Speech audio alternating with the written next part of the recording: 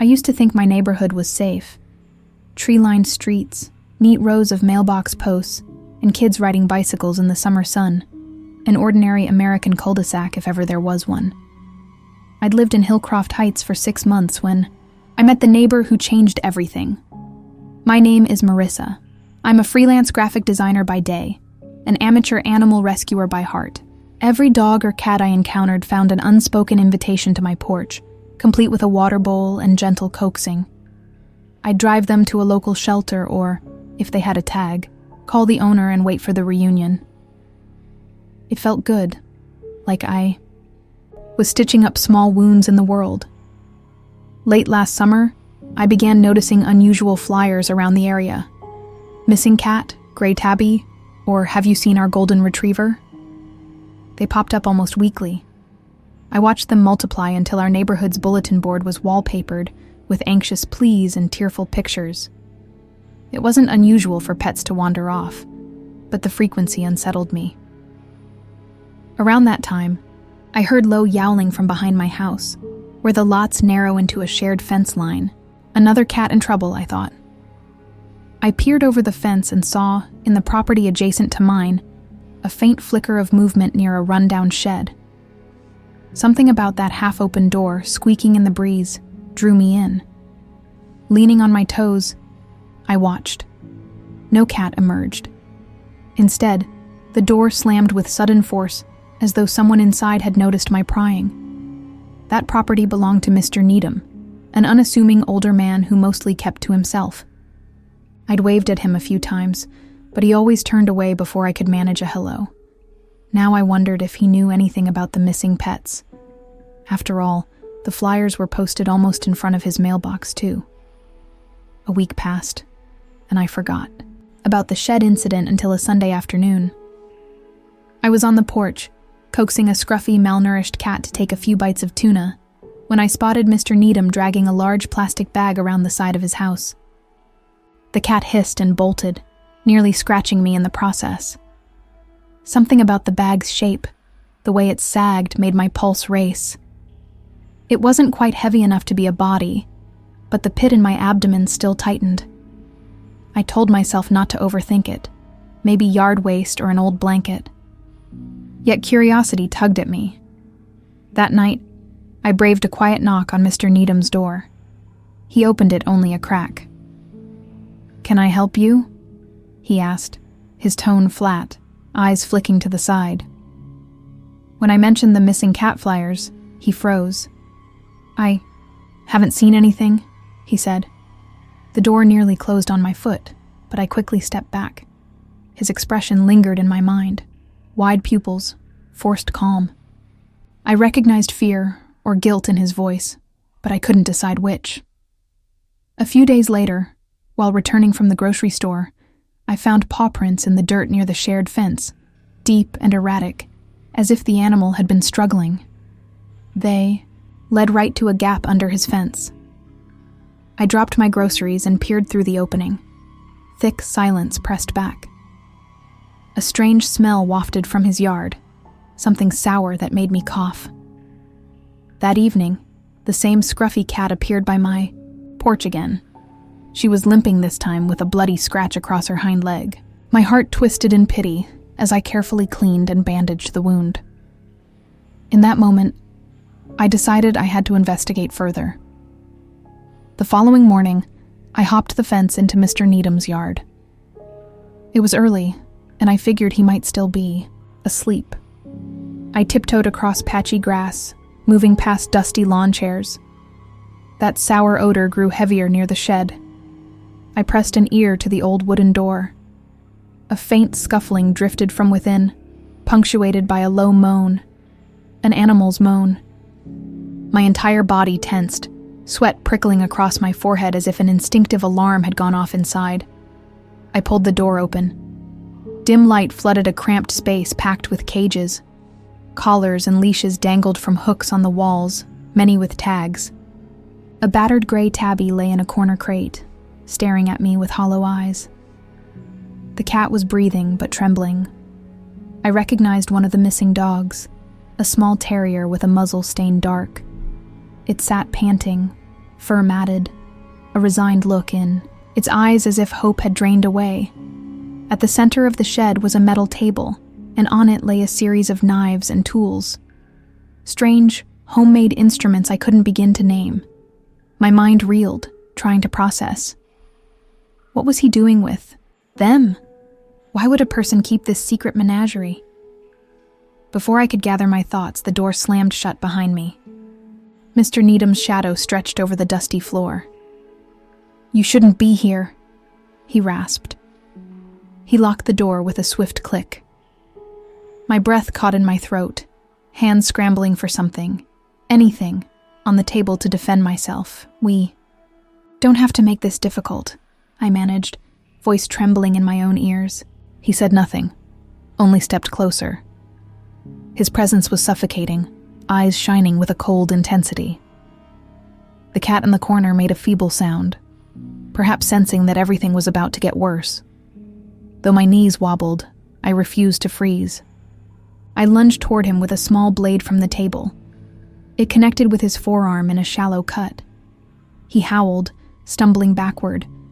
In that split second, I grabbed a heavy pair of pliers, or maybe they were wire cutters, and swung for the lock, smashing it until the hinges gave. The door groaned open. I dove out, ignoring the sting of gravel scraping my legs. Heart thundering, I tore across the yard, hopped the fence, and sprinted back into my house. My hands trembled so violently I could barely dial 911. The police arrived, within minutes. They forced their way into the shed and emerged grim. They rescued the animals, but Mr. Needham was nowhere to be found. A back window in the shed had been shattered outward. He'd vanished into the neighborhood night. The authorities spent days questioning neighbors. They found more evidence in his basement, bags of fur, bloodstains. It seemed he'd been collecting strays for months, possibly longer. No one knew how he lured them, or why. His methods, or motives, stayed locked away in that twisted mind. A week later, I heard a tapping on my window late at night. It could have been a branch, but my breath caught as I thought I saw a silhouette vanish into the darkness. A neighbor said they spotted Mr. Needham in a car a few blocks away. Others insisted it was just rumors. But every few weeks, I'd catch a fleeting shape slinking around under the streetlights. I'd recoil, heart hammering, waiting for the next horrific incident. He never reappeared to my knowledge. But even now, as I tend to another stray curled on my lap, I can't shake the dread. Every time I hear a rustling at the fence, every time a neighbor's cat goes missing for a day, my nerves seize, and I half expect to see him creeping through the shadows. That shed may be padlocked by the police, but nightmares never lock so neatly. And the neighbor who I once thought was just a quiet old man is still out there, waiting for another chance to feed his twisted obsession. Security work isn't glamorous. When I signed up for the night shift position at the community college, I envisioned quiet corridors and the mild satisfaction of ticking items off a checklist. Instead, I got a crash course in paranoia. My name is Mia, and I've always prided myself on discipline. I plan on joining the police force eventually, and I thought patrolling a college campus at night would be good training. The emptiness has a certain stillness, yes, but it also holds too many corners where the human eye can't easily follow. I started noticing the locker on my third night. It sat at the far end of a second-floor hallway in the older wing, dust piling up around its base. The door looked slightly warped, like someone had forced it open before. A piece of faded duct tape labeled it unassigned. My supervisor had casually mentioned that this part of the building was slated for renovations, so the lockers were considered surplus. Most were empty and locked shut. Except that I kept hearing a scraping sound from somewhere in that hall, like metal on metal, whenever I rounded the corner. At first, I dismissed it as a ventilation noise or some old pipe clanging in the walls. But curiosity got the better of me. One night, I traced the scraping to the unassigned locker. I stood there, knuckles prickling with static as I reached for the latch. It was locked. Pressing my ear to the cool metal, I strained to hear. A faint shuffle came from within, or so I convinced myself. The hallway lights buzzed overhead, offering no reassurance. I tried to shake off the feeling. Night security can play tricks on the senses. Cameras rarely pick up anything interesting, just the hum of empty corridors or the occasional cleaning staff. Still, the next shift, I found myself drawn to that locker again. The lock was the same combination dial each student uses, but it spun too loosely under my fingers, almost like the mechanism was broken. After a few nights of this routine, I decided to review surveillance footage from the second-floor cameras. Sure enough, around 2 a.m., a person in dark clothing stepped into frame. They paused by the unassigned locker, fiddled with the dial, then tugged it open. The camera angle wasn't great, but I could see them pull something out, and wow, envelope or folder maybe. Then they slipped away into the dark. In every recording, the figure wore a hood, face turned away. The visits always occurred at roughly the same time, never long enough for me to catch them if I took my usual patrol route. I became consumed with finding out who it was. My supervisor told me the cameras were outdated and shrugged off my concerns. Probably a vagrant or a forgetful student. Just keep an eye out, he said.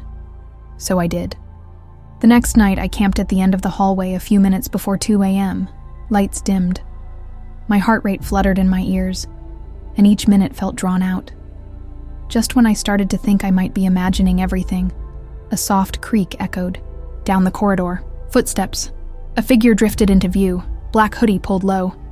They approached the locker, deftly spun the combo, and unlatched it in one swift motion. Before they could retrieve anything, I flicked on my flashlight. "Hold it right there," I shouted. The person jerked around, face obscured by the beam, and bolted. I sprinted after them, adrenaline flooding my limbs. My radio crackled as I called for backup, but I knew no one else was on this floor. They turned a corner into a back stairwell. By the time I slammed through the door, the stairwell was empty. I heard the echo of footsteps below, but when I reached the ground floor, they were gone, vanished into the night. The only clue left behind was the open locker. Back upstairs, I inspected the interior. It was battered and rust-stained, but otherwise unremarkable. My beam settled on a small slip of paper taped to the back. It read, 612, stop looking. The note looked hastily scrawled, each letter carved with pressure. My pulse hammered. What did the number mean? In the days following, I caught glimpses of that figure on the camera footage, always slipping away, always near the locker. Each time they left a new message. One note read, "You're not safe." Another simply read, "Stop." I reported everything.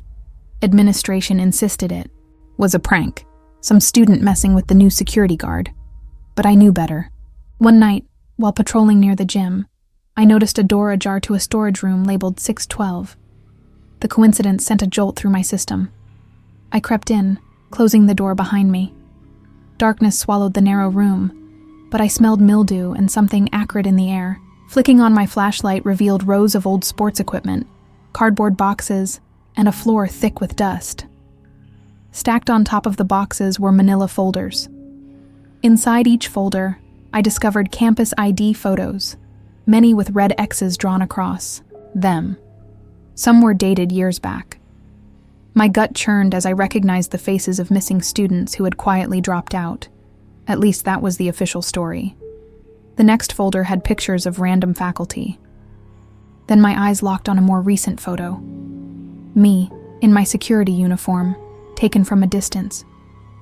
A scraping sound rose from behind a large shelving unit. My breath stuttered in my chest. I stepped closer, shining the flashlight through the gloom. Behind the shelf was a small maintenance hatch, half hidden by junk. It rattled from the inside, as if someone was sliding something heavy against it. Then everything went quiet. My flashlight flickered. The door behind me slammed shut. I panicked, yanking the handle, but it wouldn't budge, jammed from the outside. Something pressed against it, a low rasp of movement as though a body leaned there. I hollered, pounded, kicked. Fear prickled from head to toe, and the only answer was my own pounding echo. I fumbled for my keyring. Thankfully, one master key slid into the lock from the inside, and I wrenched it open. The hall outside was empty, but I heard footsteps bounding away. By the time I gave chase, they were gone.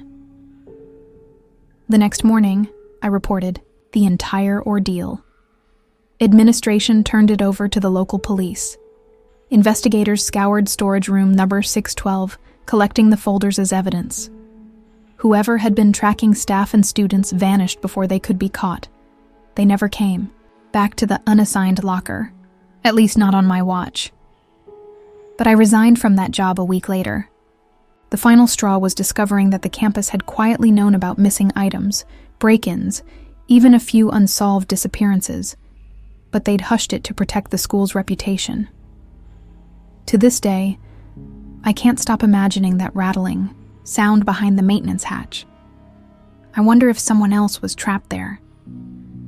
I wonder why a single locker became the drop-off point for those ominous messages, or who else was on that watch list. Every once in a while, in half-remembered dreams, I see a figure in a dark hoodie beckoning me toward that locker, toward something I never want to see again. And in those dreams, I'm running, flashlight in hand, heart pounding with the knowledge that I might already be too late.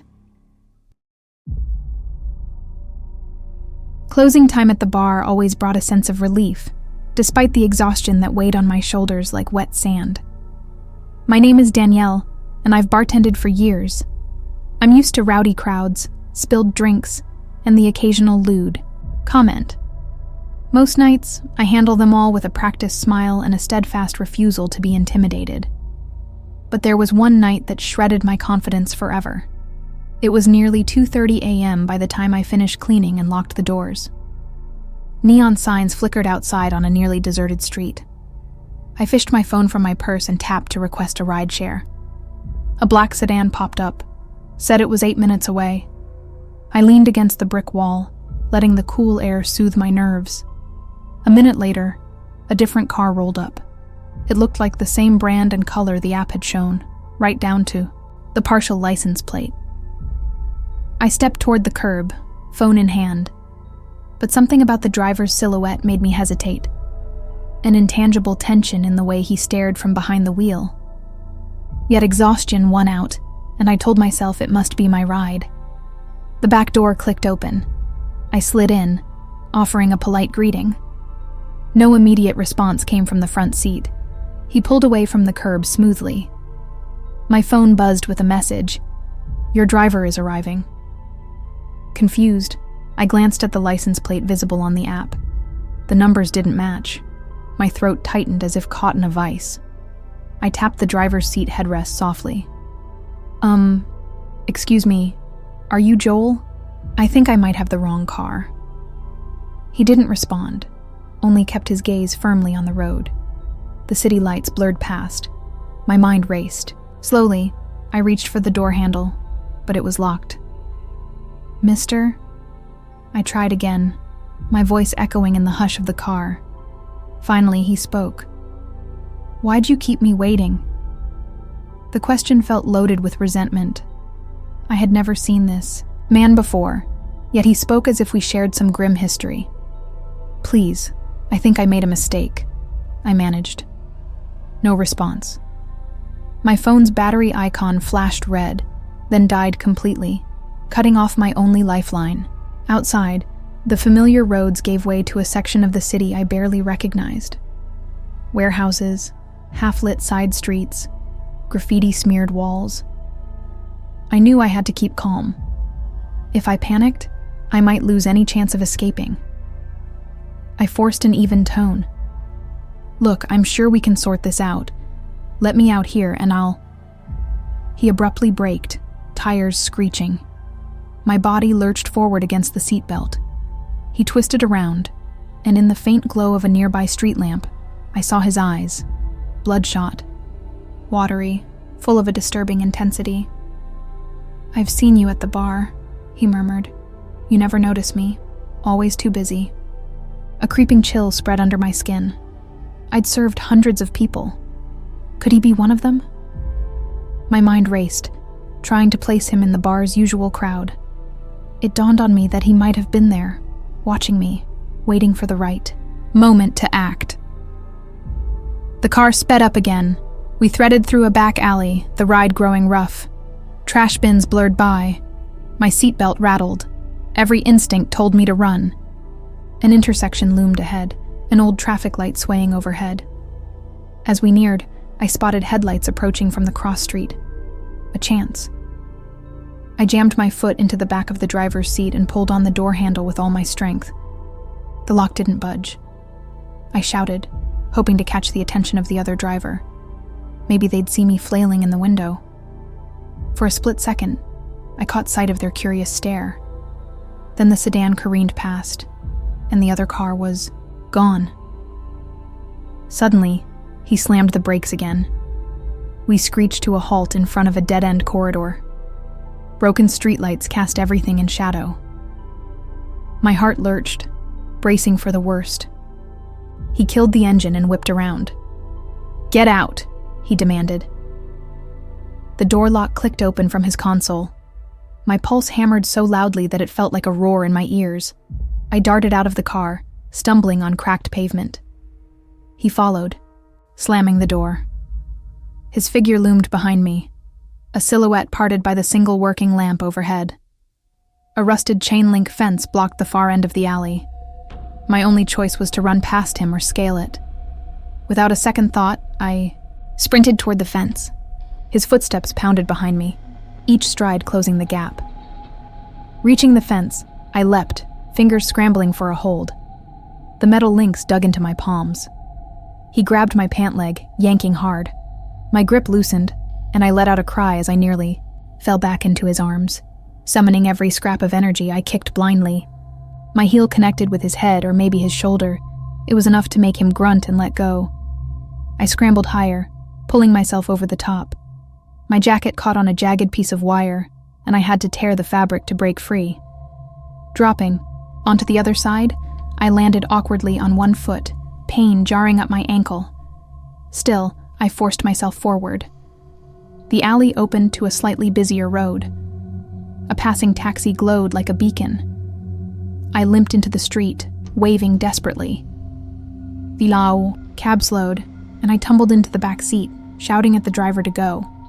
I glanced behind us. My captor stood on the other side of the fence, face twisted in rage, chest heaving.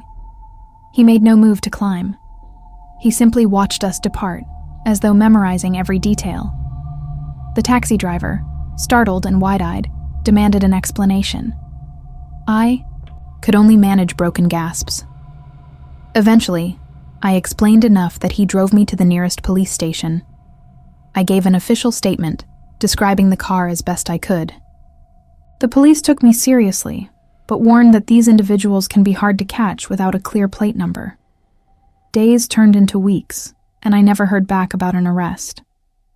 I started avoiding rideshares altogether, opting for cabs I could hail in well-lit areas or friend-arranged rides. My sense of freedom shriveled. Anytime a black sedan passed me at night, I stiffened, expecting to see those furious eyes. I did survive. I'm here to tell you that much. But even now, months later, I'm haunted by the knowledge that he could still be out there. It's not a supernatural horror, but something far worse. A living person who meticulously planned to intercept me, who saw me not as a human being but as prey. In my nightmares, I'm trapped in the back of that silent car again, hearing the engine hum as we steer into another dark alley with no exit. And sometimes, I wake up drenched in sweat, uncertain if I've truly escaped at all.